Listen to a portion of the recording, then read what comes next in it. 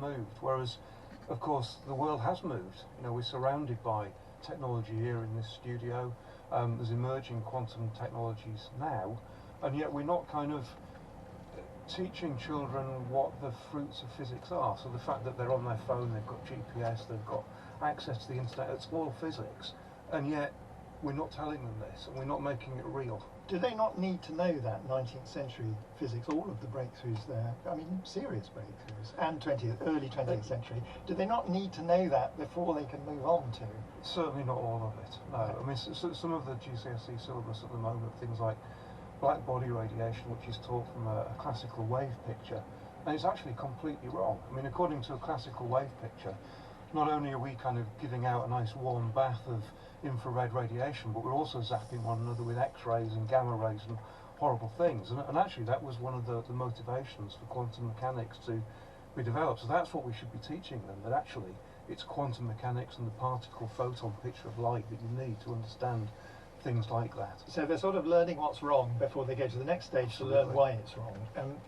Claudia, you wanted to come in? Yeah, I think one of the beauty of physics is that it's everywhere, and so when we teach physics, we don't necessarily teach facts. Actually, it's not about facts. It's a thought process. It's about learning how to be wrong and how to come up with creative ways to think about things. And so, what we're discovering every day and what we fail to discovering is really important. And seeing how they will fit in, that can be very engaging. I can see that's enormously enticing to a student to think that there are questions yet to resolve, and that can be exciting even if you're a 14-year-old starting out. But of course, people who create curricula and set syllabuses, they want results, don't they? They want something to come out at the other end, and yes. They very often want it to be a practical result. Is there always a tension between, as it were? Yes. I mean, I guess you're right that there's been an increasing tendency, I think, GCSE physics in particular, to become cramming. It's about cramming facts. The creativity is lost. The big picture's lost as well. I mean, the fact that physics is a living subject, with things like the second quantum revolution coming around now, that actually these students can get jobs in and contribute to.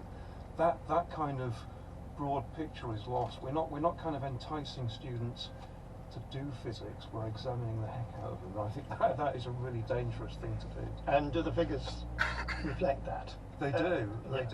So, well, GCSE physics numbers are going up significantly, but interestingly, A-level numbers are dropping, so students are being turned off by this very outdated We've got a wave, have we? Sort of a wave away. Have we got enough teachers? Absolutely not. No, so we're only recruiting 20% of the teachers that we need.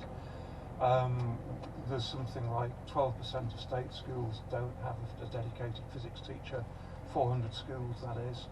And GCSE physics is almost always taught by the heroic biologists rather than being physicists, and the effect that we see there. And actually the really disturbing thing here is that at GCSE level, we've got 50-50 roughly boys and girls doing physics.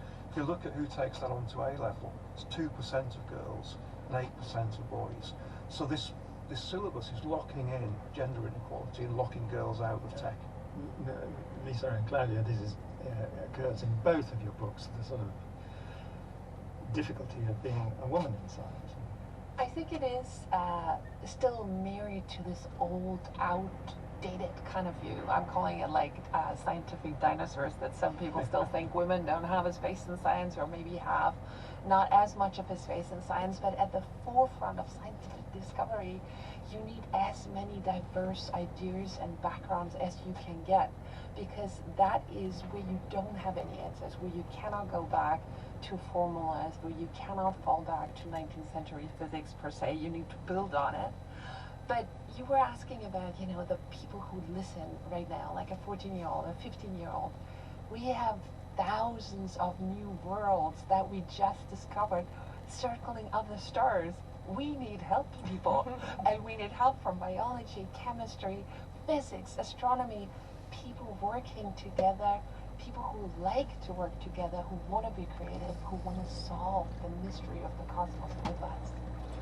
Yeah, diversity in teams are absolutely critical. You can quantify it. So if you look at the performance of high-tech companies, those with a more diverse workforce perform better.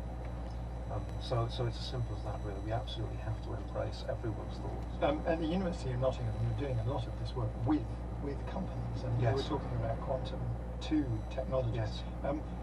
Before you explain what quantum 2 technology, do we need to know what quantum 1 technologies are first? Yes. I mean, quantum 1 technologies are the things that emerged from advances in quantum physics in the first half of the 20th century. So things like transistors, microchips, computers, GPS using general relativity that were in both Claudia's and Lisa's books, and things like MRI scanners. So those are the things that we're kind of familiar with. And quantum 2? Quantum 2 uses more exotic physics, so physics that's been discovered in the last 30 years or so. So things, often rather than having electrons flowing through chips, you've got gases of atoms that are the kind of workhorse of quantum 2.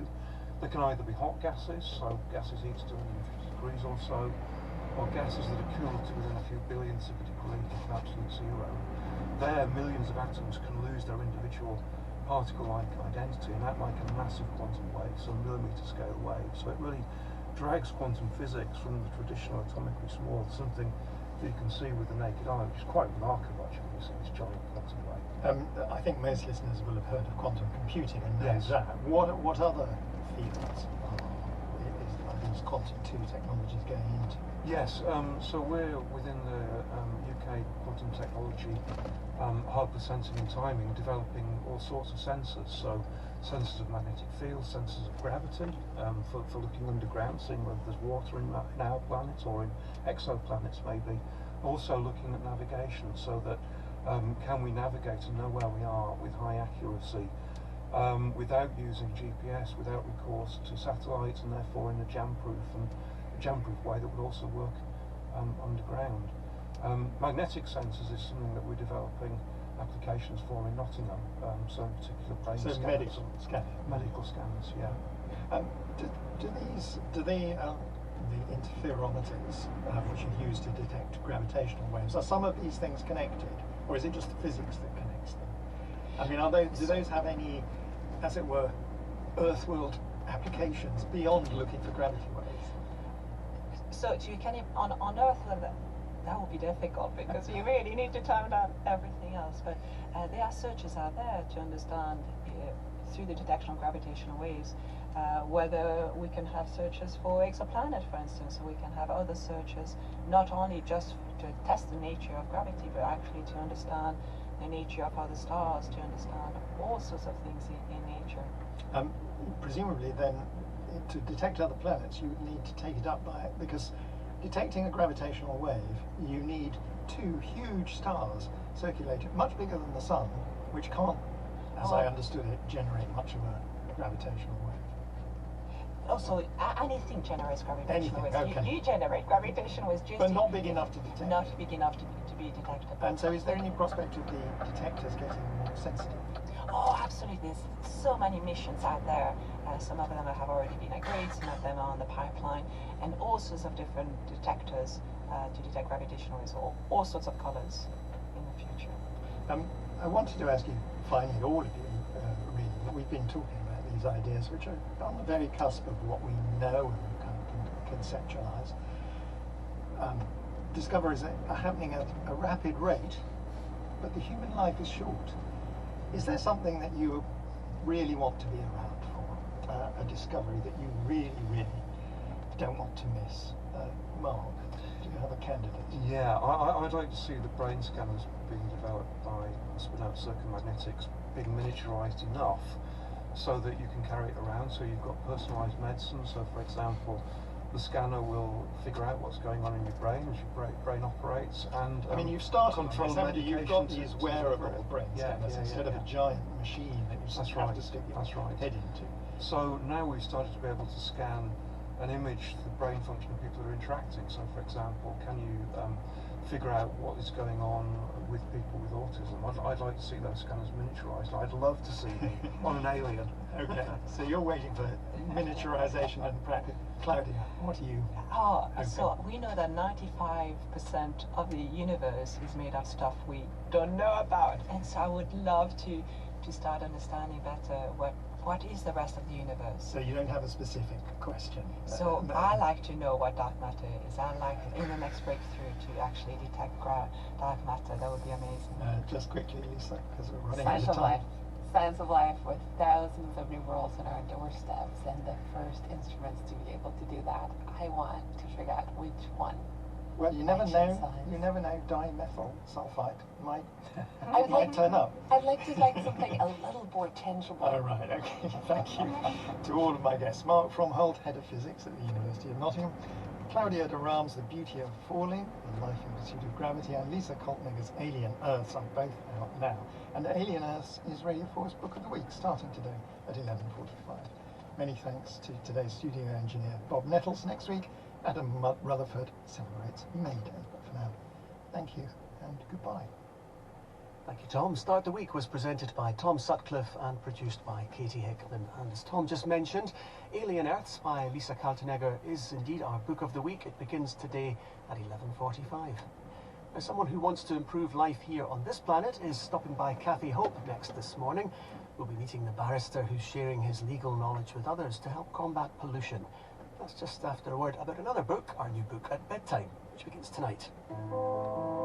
A new novel from David Nichols on BBC Radio 4. 3 days of walking with strangers. It was the kind of potentially awful experience she needed. Two lonely people I'm absolutely fine. I'm not ready for company yet. That's allowed, isn't it? hiking through the Lake District. He glanced towards his map. What's the route like tomorrow? But will it bring them together? Are you walking with me? Sally Phillips and Jim Howick read You Are Here by David Nichols, starting this Monday to Friday night at 10:45 on Radio 4 and BBC Sounds. Now on Radio 4, it's Cafe Hope with Rachel Burden.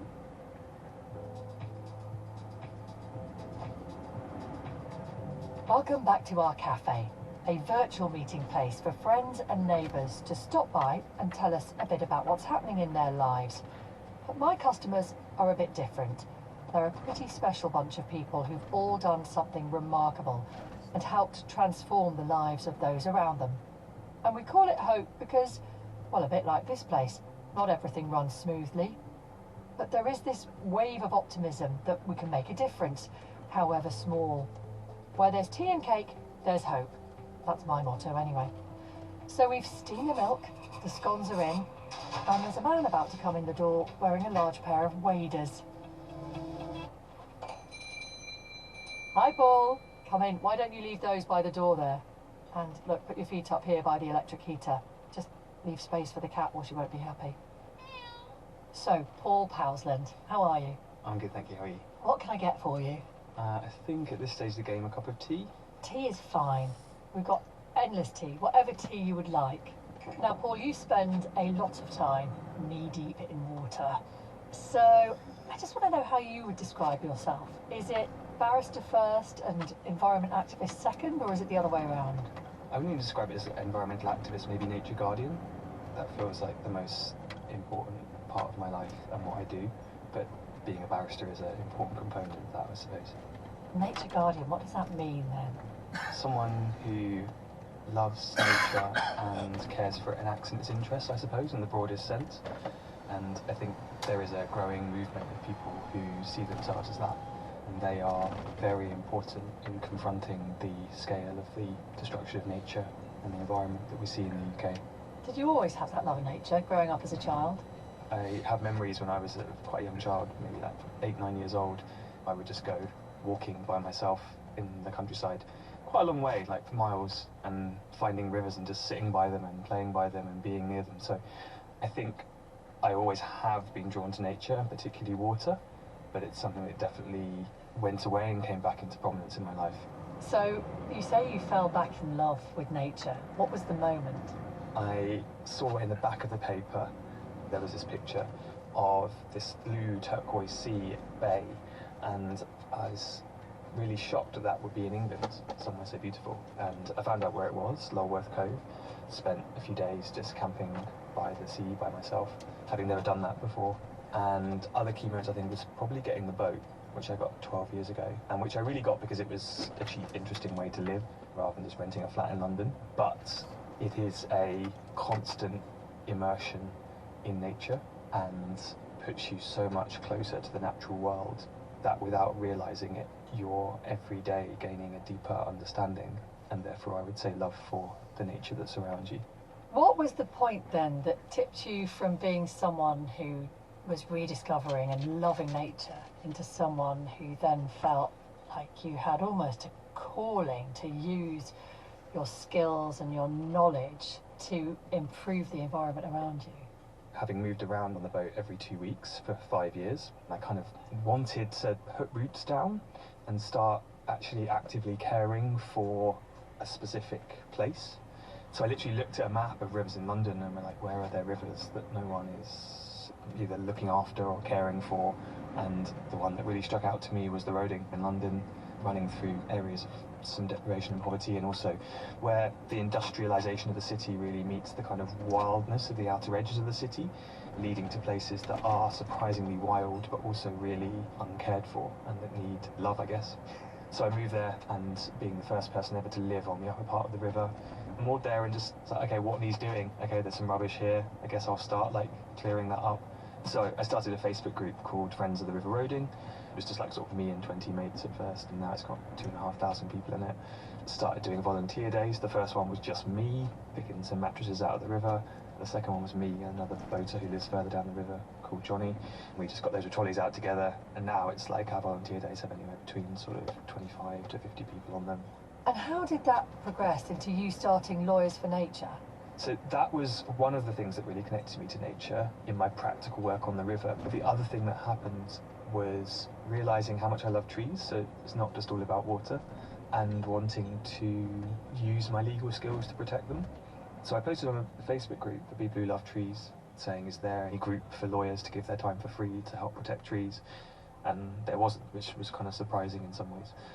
And then someone mentioned the Sheffield Tree Defenders and that I should get in touch with them, and I started working for them. Many of you may know about the Sheffield Tree Dispute, 17,500 street trees due to be chopped down necessarily, and the amazing local campaign to stop them doing that. And I wrote them an advice which stopped people being arrested and then represented them in court repeatedly and helped them out in their ultimately successful campaign to save their trees, which was amongst the most profound and important things I've ever done in my life.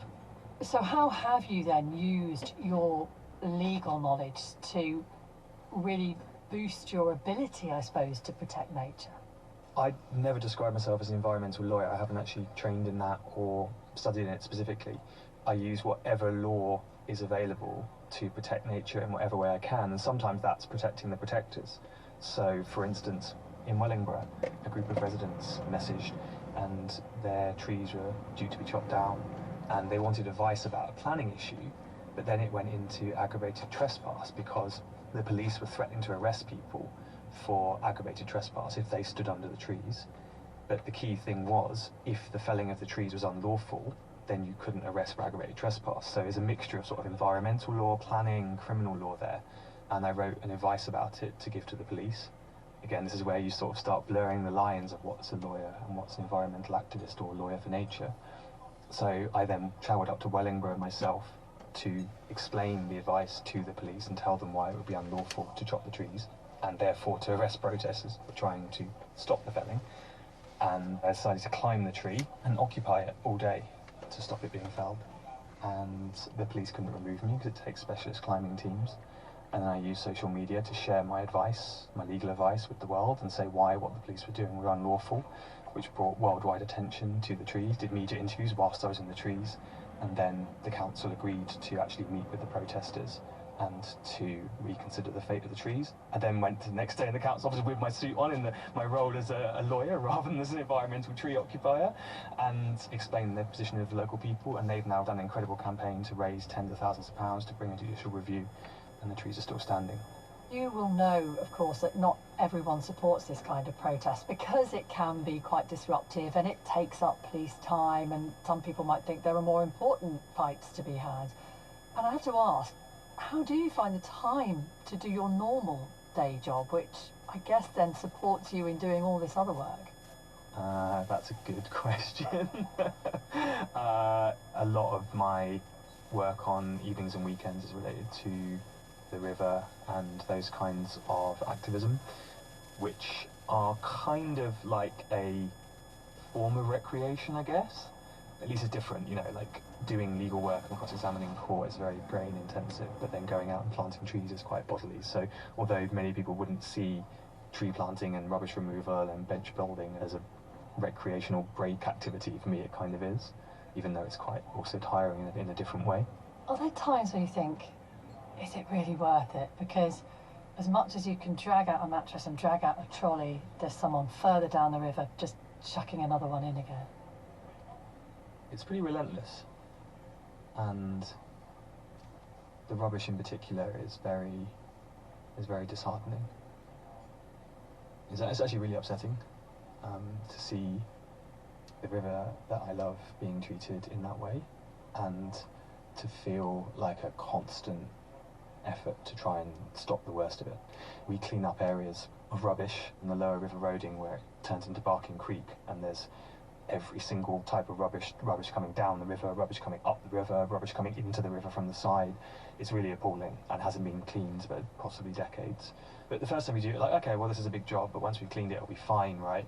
And then you come back the next year and it's almost as bad again.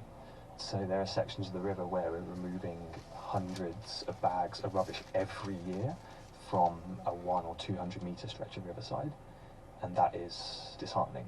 I don't want to particularly spend my free time cleaning up other people's rubbish, but as someone who loves nature, what choice do I have? It doesn't go unnoticed, and the things you do are appreciated by the people who live near the river, live in the communities that benefit from the work that you do. So I just wanted to play one message from someone who wanted to show their appreciation. Hi there, Paul. This is Caroline. I really appreciate all the hard work that you and the team have done in transforming the river roading. It's made a huge difference to families who use Wanstead Park and who walk along the river roading, an area that people used to avoid due to litter, and I really appreciate you campaigning to keep the river roading looking wonderful for families. Do you get thanks personally, Paul? And is there some sense of satisfaction in that from the fact that other people really do appreciate the work you're doing? It is also a whole group of volunteers who do this in the River Roading Trust, and it is very much a team effort, and we do get thanked. And it's actually one of the nice things about social media, actually, is when we post about work days we've done, people are very appreciative and care about what we're doing. There's another part there as well about feeling like nature is also thanking you as well. And I guess nature has different ways of thanking than posting a comment on Facebook or Twitter, saying well done. Down on the river in Barking, there's a colony of sand martins which normally nest in sandy cliffs, but have basically taken up residence in concrete drainage holes in a concrete river wall in the centre of Barking. A few years ago, someone wanted to replace the river wall, and I basically have been negotiating with that developer to make sure that when the river wall is replaced, that they don't cover up the holes so that sand martins can come back, and they do the work outside of nesting season. And also we managed to persuade them to put in extra nesting holes. The first day that I see them is just, it's hard to describe the heart-stopping joy, and that is also a source of great thanks, as it were. It's like nature saying thank you, and it makes all those slightly tedious emails and meetings about their nesting holes worth it. Now, Paul, just behind you there on the wall is a message board where we ask our visitors to leave a few words, a note to encourage others, the words that have really motivated you. Everybody has a gift that they can bring to the world, and particularly the protection of nature at this time. So I'd really urge you that you can do this, and indeed we need people to do this. The destruction of nature in this country will only be reversed and restoration begin with a groundswell of ordinary people standing up to be guardians and to take action to protect it. Get to know a specific part of nature, whether it's a woodland or a river. And then that knowledge, I believe, will lead to love. You will love that which you know. And that love will lead to an intense desire to protect, and the actions will flow from that. Well, it is incredible work that you're doing. Thank you. Paul Powsland, barrister, volunteer, nature guardian, thank you so much for stopping in and telling us about it. You've been contacting us here at Cafe Hope. So many of you were touched by Debbie's mission to find positivity after her daughter Jade took her own life. She started a charity, Jade's Bag, to support the local community. Beverly wrote to say, Debbie, you are one of the most strongest, bravest women. And Elaine emailed saying, I thoroughly enjoyed Cafe Hope this morning, telling the story of positivity with Kevin and his work in Liverpool with an hour for others. You've also been letting us know how you or people you know have been helping your community. Alan emailed cafehope@bbc.co.uk and told us about his friends Ricky and Diane from Hull. They founded Working for Health. It's a community interest company that provides employment support for people with mental health conditions. He says their mission is to change the world one person at a time. We love to hear stories like this. So if you want to add your own or tell us about someone you know, do email us cafehope@bbc.co.uk and we'll see you next time. Cafe Hope was produced by Uma Doriswamy and Nikki Edwards. As a mother of two teenage boys, Catherine Carr realised that boys were experiencing confusing, often troubling messages about their role in society. A new series exploring that issue begins on Radio 4 today at 1:45, and she'll be telling Claire McDonnell about it on Women's Hour. That's next after the news. On BBC iPlayer. I've had an epiphany. Tell me, would the epiphany be that you realise you made a massive mistake with Claire? Well, that is sort of the gist of it, okay, but there's a lot more nuance to it than that. The new series of Avoidance. I am going to get her back. What's your plan? I don't know, I'm just gonna ask her. Starring Romesh Ranganathan. Claire, I made a mistake. You're the best thing that ever happened to me. I think we should get back together. Yes. Yes, get it! Oh, there's another dream. Avoidance. He's never going to ask her back. Not a chance. Watch all episodes on BBC iPlayer.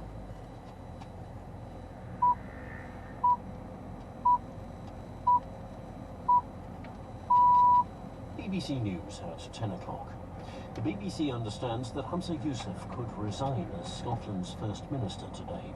He's been struggling to secure backing for his minority government after ending the SNP's power-sharing deal with the Scottish Greens last week. Mr Yousaf is facing 2 confidence votes. Our Scotland correspondent, Alexandra Mackenzie, has more.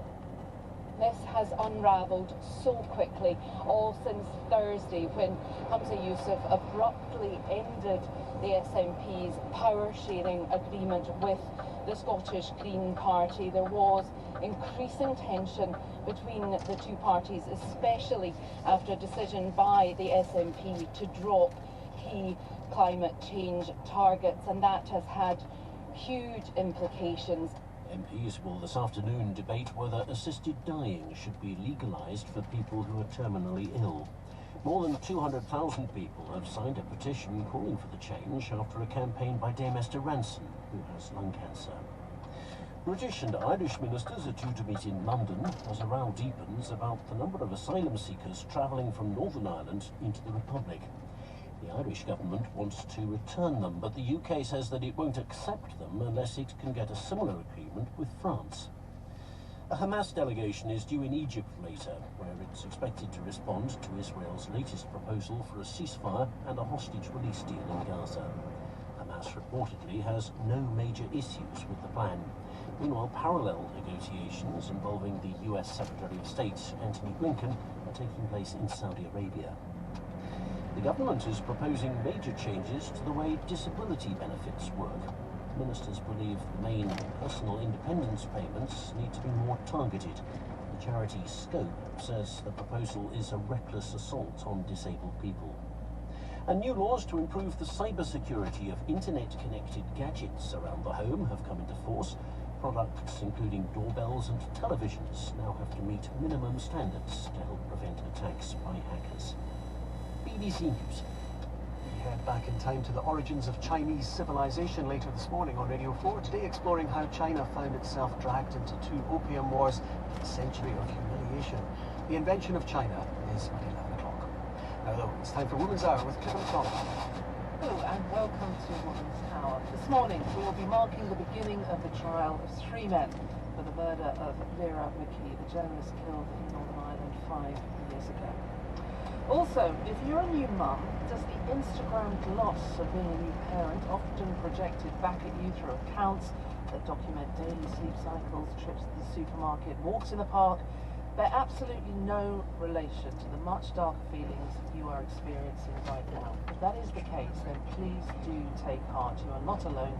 We're here with advice on what to do if your mental health deteriorates. We're going to be hearing from the lead researcher of the first study of its kind on perinatal suicide. That's when it occurs during pregnancy or within the first year of having a baby, and what more can be done to try to prevent this. It's also 30 years since South Africa's first democratic elections took place since the end of apartheid.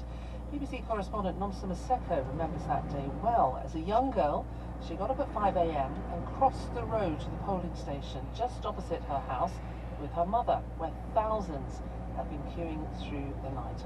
Now, Nomsa has a 6-year-old daughter herself, so what kind of future awaits her? And did democratic freedom for the black majority bring economic freedom too? After 9 long years, a woman in Amsterdam has won her battle with Amsterdam City Council to build more public toilets for women and disabled people. She's called Herta Peening and was desperate. On her way home from a night out back in 2015, and with the nearest public toilet for women being 2 kilometres away, she decided to nip into an alleyway and relieve herself. That resulted in a €140 fine. In fact, the city offered 35 public urinals for men and only 3 toilets for women in Amsterdam. Quite shocking, isn't it? So what are your thoughts on this? Do you have enough public toilets in your area, enough for women? Would you even use one? What about at stations or stadia or theatres? A penny for your thoughts on spending a penny, which is what we're asking you today. You can text the programme. The number is 84844. Texts are going to be charged at your standard message rate. Or on social media, we're at BBC Women's Hour. And you can email us, of course, as ever, through our website. And as a mother of teenage boys myself, I will be all ears when presenter Catherine Carr joins me in the studio. Catherine has 2 teenage sons, and she became aware that boys were experiencing troubling messages about their role in society. So she decided to speak to boys directly in her series, which is running all week on Radio 4. It's called About the Boys.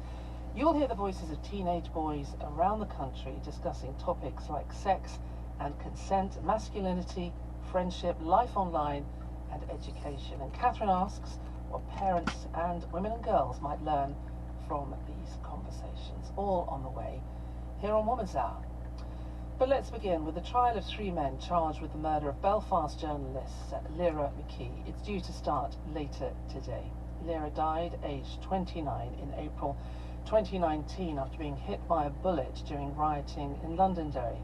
Her death made headlines all over the world, and her funeral was attended by hundreds of people, which thousands more watched online. Joining me now from outside the court in Llangenside in Belfast is BBC Ireland correspondent Jennifer O'Leary. Jennifer, welcome to the programme. What do we know at this stage about what happened on the day that Lyra died in Derry back in 2019? Good morning. Well, on the night that Lyra McKee was shot dead, she was in the Cregan estate of Londonderry, because police were in that area following an intelligence-led operation as part of a hunt for weapons and ammunition. I mean, they were concerned they could be used in the days ahead to attack officers, and a riot broke out, and Lyra and other people were standing close to police vehicles. So one reporter at the scene at the time said a gunman came around the corner and fired shots indiscriminately towards police vehicles. Now bear in mind that it wasn't just police, rioters and journalists like Lyra McKee who were in the area.